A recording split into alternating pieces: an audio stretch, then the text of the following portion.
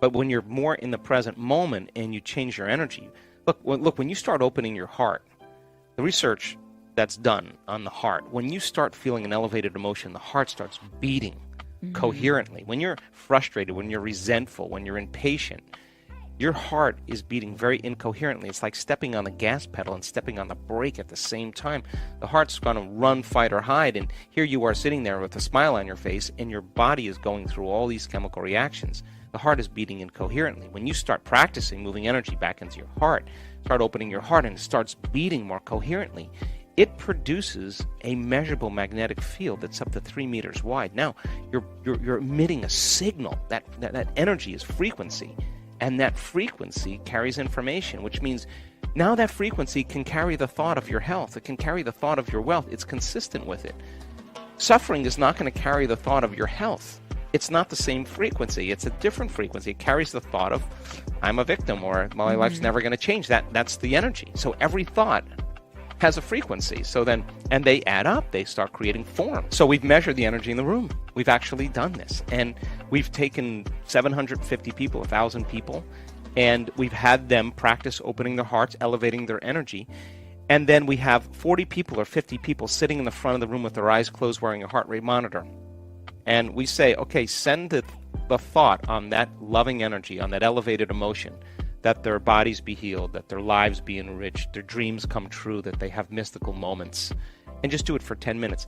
And all of those people sitting with their heart rate monitors, the majority of them, their hearts go into heart coherence at the exact same time, at the exact same day, in the exact same meditation. So they're receiving a frequency, and we are bound by an invisible field of energy. And what binds us, connects us, is love. That's what creates connection. Fear, prejudice, anger, hatred, violence, suffering, they create separation. That's when you draw from the field. You're drawing from your vital life force around your body, and you're turning it into chemistry.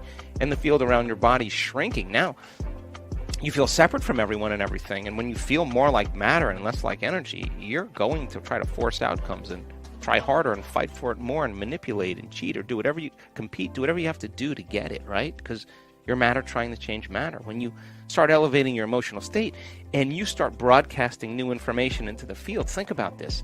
When there's a vibrational match between your energy and some potential in the quantum field, you don't go anywhere to get it. It starts being drawn to you. You're the magnet to your destiny. So then, the moment you start getting frustrated and impatient, you just disconnected from the energy of your future. Now you're back to the energy of your past. Don't expect anything to change in your life. And if you say to me, well,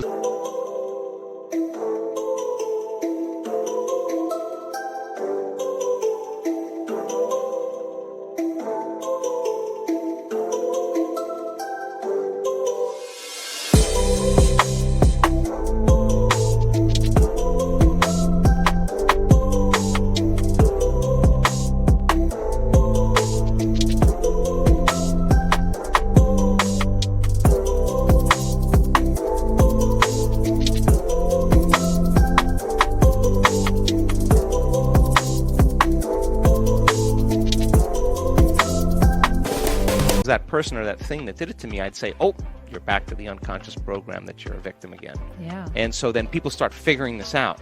They start doing it. They start doing it because they understand when they're consistent with this energy and they can hold on to it.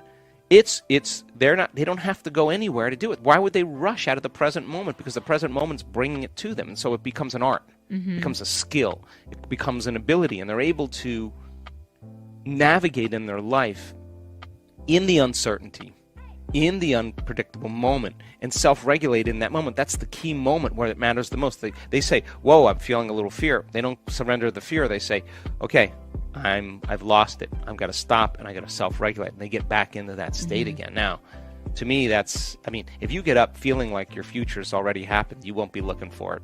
Yeah. You'll feel like you already have it. Why would you look for it, Yeah. right? So basically, quantum mechanics says this, that your subjective mind has an effect on the objective world at the very, very tiny, tiny level of subatomic particles. So, Einstein and Planck were fooling around with subatomic particles. They were putting energy into electrons, disturbing electrons, and they were expecting those electrons to fall like an apple falling from the tree, just like the Newtonian predictable world, in a very smooth and consistent way. And when they did that, it didn't happen. The electrons were disappearing and reappearing, and it was more like a ball rolling down steps. And they all of a sudden realized that the tiny world of subatomic particles, atoms, don't behave like the very large world, like planets and suns and everything else, and apples falling from trees. So they started looking for the electrons, and as they start to look for them and measure them, they would appear. And so they realized that the observer, that the mind was so commingled at that level of subatomic particles that it was impossible to separate the two. And in fact, every quantum physics experiment, you have to have an observer present, because without the observer being present, it changes the outcome. So, I've drank martinis with quantum physicists till sunrise talking about this, and they always say, the observer effect, Joe, the subatomic world is the only thing that it affects. It doesn't happen for very large things, and I always say the same thing. Maybe we're just poor observers. Maybe we can get better at observation and focus. So the quantum field is an invisible field of energy or frequency, and all frequency carries information that's beyond this space and time. There's no bodies there, there's no people, there's no things, there's no places, there isn't even time. It's one infinite field. They call it the fertile void, the 0 point, where there's nothing physical. But that's where all possibilities exist. And you can't enter it as an identity. You can't enter it as your body. In fact, when we teach people how to connect to that field, we say to them, now it's time to become nobody, no one, no thing, no where, in no time. And that means if you're not your body, but you have no attention on your body, no attention on your identity or the people in your life that you identify with, no attention on the things you own, the objects that you're aware of, no attention on the place you're sitting, the place you work, the place you sleep, your home, and no attention on the familiar past or the predictable future. There's only one thing that you are in that moment. That is awareness, consciousness. And that's the eye of the needle. That is the door to the quantum field, and you can't enter as a somebody. You got to enter as a nobody. So teaching people how to get to this point, that's part of the formula. And that means they have to be able to be there without a face, without a name, without a diet, without their problems, without their disease. They have to be able to dissociate from everything known in their life. We teach people how to do that. So it's actually very simple. Most people narrow their focus on material things. Like our eyes naturally do it. Like we narrow our focus on objects. It's called a narrow focus or an object focus. Turns out when you're stressed or the fight or flight nervous system switch on, now you really narrow your focus because you're looking for the danger. You're anticipating the danger. So people get really stuck in a very narrow focus. In fact, when they're under stress, they obsess. They obsess about one thing. They're narrowing their focus, and they can't get beyond that one thought. Well, that's really adaptive if T-Rex is outside the cave, right? And you got to keep your attention on, and you got to stay aroused in order so you don't get eaten. Well, that becomes a habit. So that kind of what's called convergent focus is very unhealthy for the brain. As you're aroused by those chemicals, and you're shifting your attention when you're in that state from one person to one appointment to another problem to another person to another place. Every person, every thing, every object, every place has a neurological network in your brain. So as you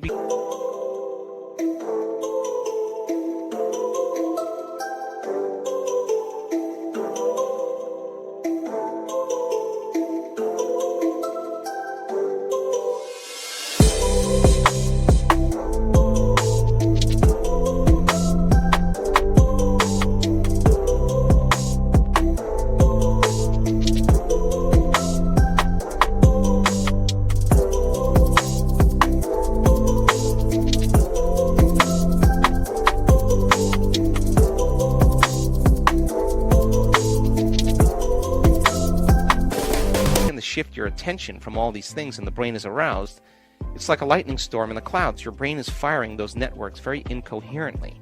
And when the brain's incoherent, you're incoherent. So then do the exact opposite.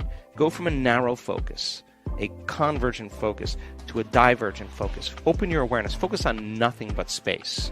And as you close your eyes and you sense space, you stop analyzing and you stop thinking.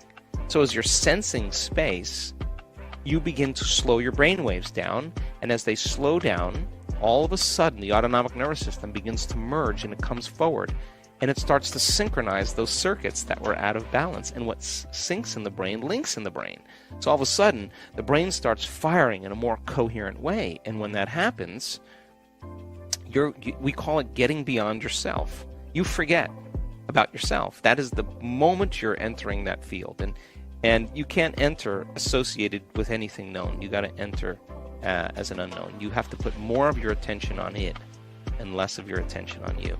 Well, I mean, the higher the vibration, the higher the frequency, I mean, the higher the level of awareness or consciousness. And so what we see in our events is we see, or the first 2 days is about getting beyond you. Mm-hmm. And what I do is I set up the conditions where I go further than where people normally go. You know, they go to a certain point and then they finish, and I say, nah, we're going to go further. So we take them past that point, and sooner or later they start letting go. So when they start breaking through, they're contributing to the field. Mm-hmm. And we've measured the energy in the room after the first day of most of our events. In fact, the first day of many events, the energy goes up, and then the next day it goes up more. The next day it goes up, and that's available energy for people to heal. That's available energy for people who have a mystical experience. That's available energy for them to create with. So then it becomes an entraining process. And what we do really well, and our research shows this, is we teach people how to suppress their neocortex, shut the lights out in this mechanism here that's your memory bank of your known identity self. Turn that down. Dial that down, and our research shows that our students can do it very well. Now, once you suppress this melon here, the conscious mind, what do you got left? You got the subconscious mind, you got the autonomic nervous system, and that's the antenna.